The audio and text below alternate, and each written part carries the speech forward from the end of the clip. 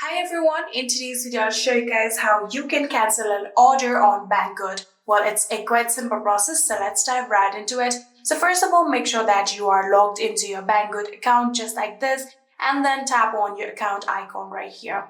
So after doing that, here you can see the option of orders. If your order is in the pending process, you'll have to tap on it in order to cancel it. But if it's on the processing, you'll have to tap on processing just like this.